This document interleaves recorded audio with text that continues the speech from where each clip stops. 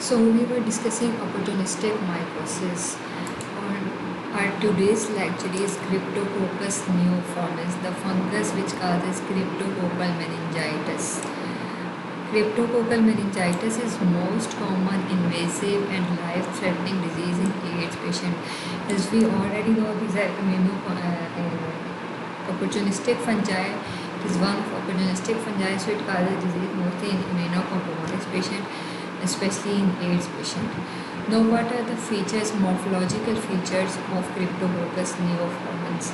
अगर इसके morphological features की बात करें तो it is not diamorphic.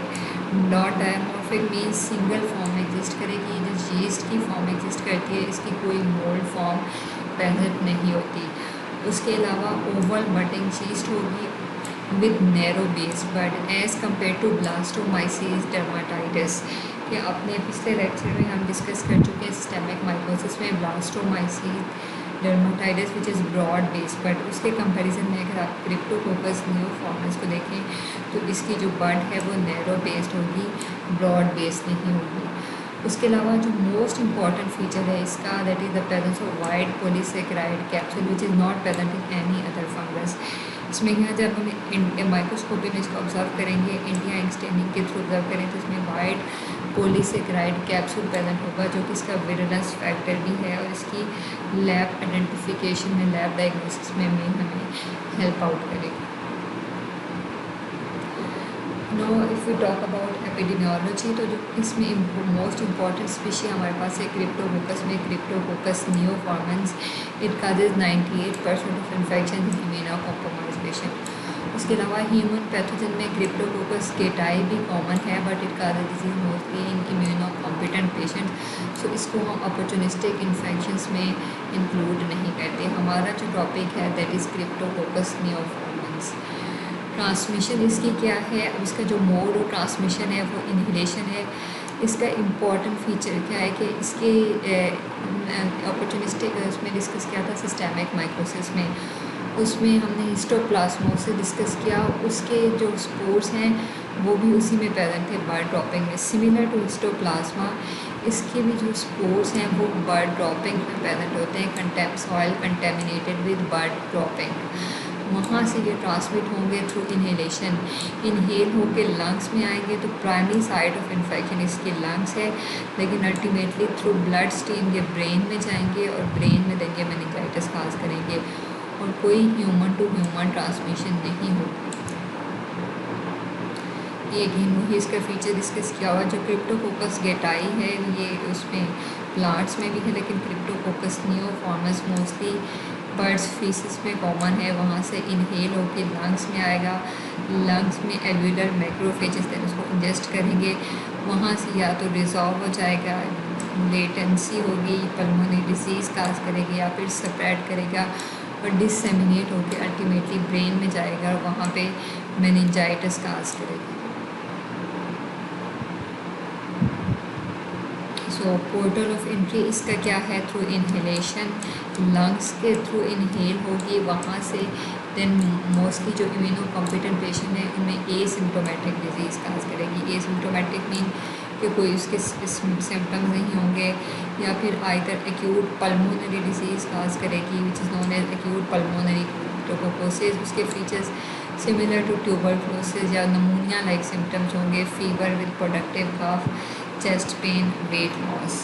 ये इसको अगर हम रेडियोग्राफिक प्रेजेंटेशन में देखें तो लंग्स में देन सिंगल और मल्टीपल पल्मोनरी नोड्यूल्स प्रेजेंट होंगे. उसके अलावा इन्फिल्ट्रेट्स, प्लूरल इफ्यूजन्स एंड लिम्फेडेनोपैथी भी प्रेजेंट हो सकती है. ये पल्मोनरी डिजीज़ के फीचर्स हैं. मोस्टली एसिम्प्टोमेटिक एक्यूट डिजीज़ या फिर अगर सीवियर डिजीज़ है तो उसमें प्लूरल इफ्यूजन्स और पल्मोनरी इन्फिल्ट्रेट भी प्रेजेंट हो सकती है. जो मोस्ट सीवियर डिजीज़ है जो उसका इम्पॉर्टेंट फीचर है वो ये लंग्स में है. इम्यूनोकॉम्प्रोमाइज्ड एड्स के पेशेंट में लंग्स में ये मेनिंगो एनसेफेलाइटिस काज करेगी. मेनिंगो एनसेफेलाइटिस मीन्स के मेनिंजेस को भी इन्वॉल्व करेगा और ब्रेन सब्सटेंस को भी इन्वॉल्व करेगा. देन उसके मेनिंगो एनसेफेलाइटिस के फीचर प्रेजेंट होंगे, हेडेक, फीवर, मेनिंजल इरिटेशंस के साइन प्रेजेंट होंगे, Altered consciousness and memory loss. उसके अलावा इसका एक और बहुत इंपॉर्टेंट फीचर है immune reconstitution inflammatory syndrome. What is immune reconstitution inflammatory syndrome? जो हार्ट्स के पेशेंट हैं, हार्ट के पेशेंट मीन्स HIV के कुछ पेशेंट जिनमें हम हार्ट थेरेपी दे रहे होते हैं, रिकम्बिनेशन थेरेपी है ये HIV के पेशेंट्स में देते हैं।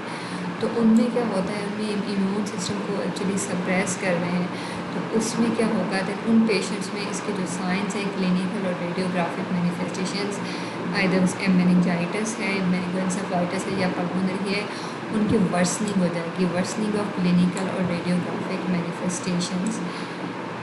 This is immune reconstitution inflammatory syndrome. इसका लैब डायग्नोसिस है। अब लैब डायग्नोसिस में फर्स्ट ऑफ ऑल जो मोस्ट इम्पॉर्टेंट मेथड है वहाँ पास माइक्रोस्कोपी है। माइक्रोस्कोपी में हम इसके लिए एक स्पेशल स्टेन यूज़ करते हैं, that is known as India ink stain के। इंडियन इंक प्रिपरेशन करेंगे विद हिस्टोपैथोलॉजी और सैंपल वहाँ से लेंगे कि अगर मेनिंजाइटिस है तो उसमें हम CSF लेंगे, अगर लंग्स का इन्फेक्शन है तो इसमें हम स्पूटम और ब्रोंकियो एल्वेोलार लवाज फ्लूइड भी ले सकते हैं। लिम्फ नोड्स को इन्वॉकर है तो लिम्फ नोड एस्पायरेशन भी ले सकते हैं। उसके अलावा जिस साइड का इन्फेक्शन है वहाँ से हम सैंपल लेंगे, देन उसको स्टेन करेंगे विद इंडिया इंक स्टेन। तो डायग्नोसिस कैसे करेंगे, encapsulated budding yeast, brown yeast cell present होंगे इसमें माइक्रोस्कोपी में। ऑलरेडी फिगर में मैं आपको शो कर चुकी हूँ, ये इंडिया इंक स्टेन से यूज़ किया। उसके अलावा उनमें से सिकार्मिन स्टेन भी यूज़ कर सकते हैं। तो इसमें वाइट पॉलीसेकेराइड कैप्सूल प्रेजेंट होगा around the budding yeast with narrow veins. Second method इसका कल्चर है। कल्चर में भी सिमिलर से ब्रॉड एगर पे कल्चर करेंगे तो उसमें भी हमें इसके कैप्सूलर से ब्रॉड एगर पे कल्चर करेंगे तो उसमें भी हमें इसके यही कैप्सूल मिलेंगे। उसके अलावा थर्ड मेथड जो है वो डायग्नोसिस का कैप्सूलर एंटीजन सीरोलॉजी कर सकते हैं। उसमें हम कैप्सूलर एंटीजन को डिटेक्ट करेंगे ऑफ क्रिप्टोकोकस। दैन इसके लैब डायग्नोसिस की बात करें तो मोस्टली जो ट्रीटमेंट है इसका detection of clearance therapy which consist of amphotericin B plus flucytosine. पहले हम पेशेंट्स को 2 वीक्स के लिए एम्फोटेरेसिन B प्लस फ्लूसाइटोसिन देते हैं और अगर वहाँ पे भी इन्फेक्शन ट्रीट नहीं होता, क्लियर नहीं होता, तो देन हम उसको 10 वीक्स के लिए फ्लूकोनाजोल देंगे, फ्लूकोनाजोल फॉर मिनिमम 10 वीक्स।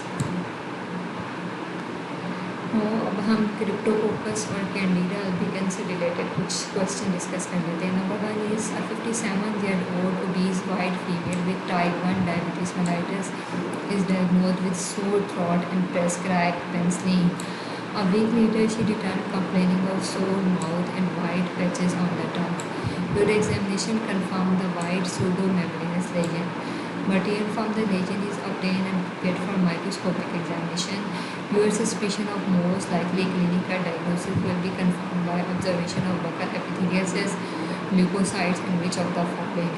इसमें देखिए सूडो मेम्ब्रेन प्रेजेंट है, वाइट सूडो मेम्ब्रेनस लेजेंस टंग पे प्रेजेंट है, वाइट पैचेज है, सोर माउथ है। उसके अलावा उसने टाइप 1 डायबिटीज़ क्रोनिक डिजीज़ का पेशेंट दे दिया तो इम्यूनो कॉम्प्रोमाइज़ भी है। तो इसको हम डिप्थेरिया क्यों नहीं कह सकते, डिप्थेरिया में भी तो वाइट पैचेज होते हैं। एक्चुअली इसको डिप्थेरिया हम इसलिए नहीं कहेंगे कि एक तो उसने बता दिया कि उसको पहले स्ट्रेप्टोकोकस थ्रॉट हुआ था और उसने एंटीबायोटिक वो ऑलरेडी ले चुका है। तो हम ये डिस्कस कर चुके हैं कि कोई पेशेंट लॉन्ग टर्म के लिए एंटीबायोटिक ले रहा हो या इम्यूनो कॉम्प्रोमाइज पेशेंट हो तो उनमें मोस्टली जो है वो कैंडिडा का इन्फेक्शन कॉमन है। तो इसमें हमारा आंसर क्या होगा, मोस्ट लाइकली क्लिनिकल डायग्नोसिस हमारा कैंडिडा है। और कैंडिडा के को हम लैब डायग्नोसिस में माइक्रोस्कोपी करें तो उसमें क्या प्रेजेंट होंगे, G cells hyphae and pseudo hyphae. A patient receiving corticosteroid treatment for lupus developed headache and fever, and when she began to display some memory loss, she was brought to her physician by her spouse. Considered as a differential diagnosis was cryptococcal meningitis. Which of the following he found upon examination of CSF would support the diagnosis?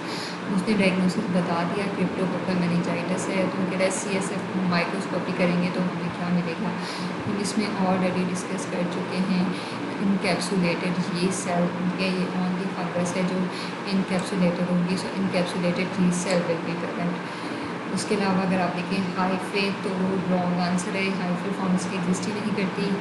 Intracellular ji sales, इसमें ये mostly histoplasma होगी, ये cell with multiple hearts paracoccidioides है, और T cell with a broad base यहाँ बस blastomycosis है। Cryptococcus की नैरो बेस होती है, इसमें ब्रॉड बेस नहीं होती।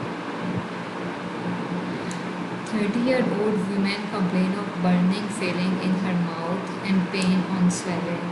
On examination, whitish lesions seen on the tongue, palate, and larynx. No vesicles are seen. The test for HIV antibody is positive and her CD4 count is 65. Gram stain of the material from the lesion revealed budding yeast and pseudohyphae. So what is your diagnosis. अब इसमें देखें, एक तो most important diagnostic feature इसने ले लिया बर्डिंग east और pseudohyphae। उसके अलावा इसने इम्यूनो कॉम्प्रोमाइज पेशेंट की हिस्ट्री दी है, HIV पॉजिटिव है, वाइट लेशंस हैं इन द टंग, पैलेट और फेरिंग्स, और नो वेसिकल से उसने उसको रूल आउट किया हर्पीस को, क्योंकि हर्पीस भी इम्यूनो कॉम्प्रोमाइज पेशेंट में कॉमन है, उसमें वेसिकल लेशन प्रेजेंट होंगे। His statement regarding the epidemiology of candidiasis is correct. Patient receiving bone marrow transplant are not at risk for systemic candidiasis. It is wrong. जो bone marrow transplant के patient है वो immuno compromise हैं, तो उनमें systemic candidiasis होगी। Patient with impaired और low number of neutrophils and monocyte are not at risk for systemic candidiasis. ये भी रॉन्ग स्टेटमेंट है। मोस्टली फेस के सेल्स हैं, न्यूट्रोफिल्स और मोनोसाइट्स, तो अगर ये लो होंगे तो दैट मीन्स कि इम्यूनिटी लो है, तो उन पेशेंट में भी सिस्टेमिक माइकोसिस कॉमन है। Patient with any form of diabetes have enhanced resistance to diabetes candidiasis. It is also wrong, उनमें इनहेंस्ड रेजिस्टेंस नहीं होगी बल्कि इनहेंस्ड चांस होगा कैंडिडियासिस का। Patient with AIDS frequently develop mucocutaneous candidiasis which is thrust.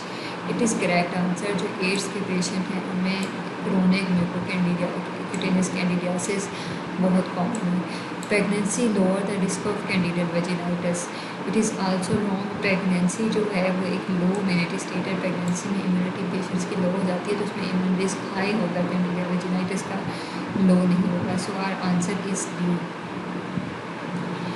Each of the following statement concerning Candida albicans is correct except Candida albicans is a budding yeast that forms pseudohyphae when it invades tissue. Yes, it is correct. Candida is transmitted primarily by respiratory aerosol. Candida albicans causes thrush. It is also correct. Impaired cell-mediated immunity is an important predisposing factor to disease. It is also correct. तो अगर आप B option की बात करें तो it is not transmitted by respiratory एरोसल। इसका mode of infection क्या है? It is already part of normal flora, normal flora का पार्ट है, तो वहाँ से स्प्रेड होती है, रेस्पिरेटरी एरोसल से ट्रांसमिट नहीं होती। So it is answer is B. Each of the following statement concerning Cryptococcus neoformans is correct except its natural habitat is soil, especially associated with pigeon feces. Yes, it is correct. Pathogenesis is related primarily to the production of exotoxin A. Budding yeast are found in the lesions. The initial site of infection is usually lung. Answer is B.